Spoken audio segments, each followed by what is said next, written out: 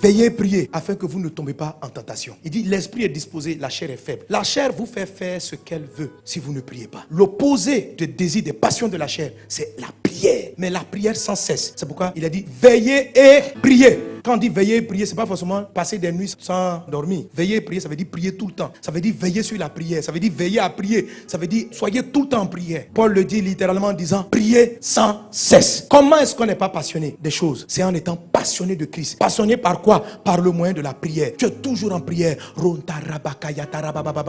En Luc 21, je crois verset 36, Jésus dit ceci. Veillez donc et priez en tout temps. Cultivez la prière sans cesse. Quand tu dors, prie. Dans ton sommeil, prie. Quand les cauchemars arrivent, prie. Tu te réveilles le matin, prie. Avant de prendre ton petit déjeuner, prie. Au milieu du petit déjeuner, prie. À la fin du petit déjeuner, prie. Avec tes enfants, prie. Lève-toi, prie. Dans ta voiture, prie. Quand tu n'as pas envie de prier, prie. Quand tu as envie de prier, prie. Prie, prie. Alléluia, prie.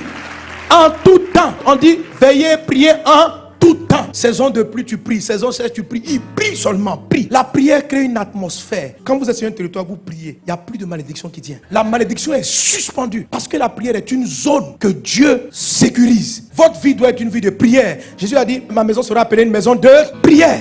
Et qui est la maison de Dieu? C'est ton corps. Qui est la maison de Dieu? C'est l'église. Ça doit être une atmosphère de prière. Vous savez, mes amis, les disciples ont vu Jésus marcher sur la mer. Ils n'ont pas demandé à Jésus, apprends-nous à marcher. Ils ont vu Jésus ressusciter les morts. Ils n'ont jamais dit à Jésus, apprends-nous la résurrection. Ils ont vu Jésus guérir des malades. Ils n'ont jamais dit à Jésus, apprends-nous à guérir les malades. La seule fois, ils ont demandé à Jésus de leur donner un coup. Apprends-nous à prier. Nous, on ne sait pas prier. Apprends-nous à prier. Parce qu'ils avaient compris une chose, que le secret de la vie surnaturelle de Jésus, ce n'était pas de faire des prodiges. C'était la prière. C'est dans la prière que le ciel se révélait sur la terre. Qu'on sortait de tout ce qui peut être malédiction. Prie en tout temps. Il y a des fois la chair n'a pas envie de prier. Quand elle n'a pas envie de prier, c'est là même qu'il faut prier. Elle veut dormir, puis tu pries. Même dans le sommeil,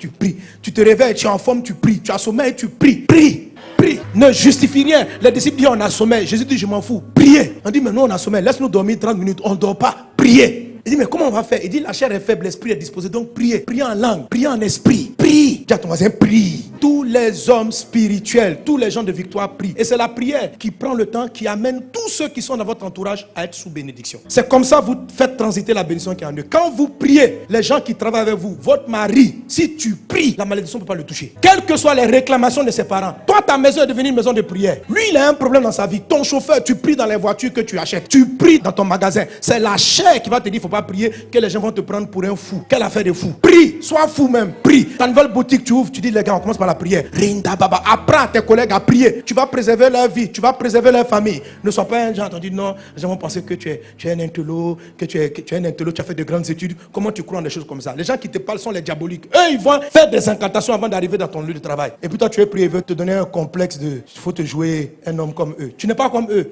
Toi, tu appartiens à Dieu. Eux, ils appartiennent au diable. Ils vont faire les incantations, ils arrivent au travail. Quand tu les vois comme ça, ils sont calmes. Tu crois qu'ils méditent. Ils appellent le diable dans la boîte. Appelle le Seigneur. Tout ce qui t'appartient. Et même si tu es un employé, ce n'est pas ton entreprise. Le Saint-Esprit est supérieur à tous les démons. Tu arrives.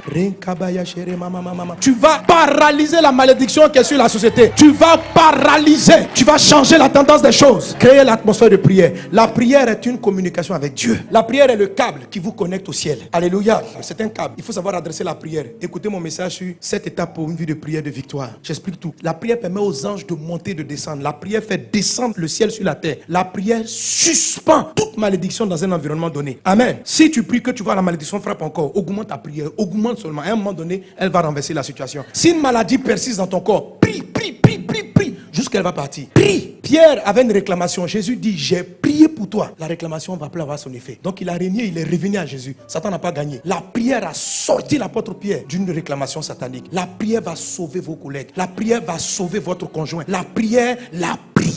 C'est pourquoi le pire ennemi de la chair dans ta vie, c'est ta vie de prière. La chair n'aime pas la prière. Quand tu vas prier, elle va te combattre. Mais il faut prier. Il faut remplacer toutes tes passions par des heures de prière. Amen. Alléluia. Que Dieu vous bénisse abondamment.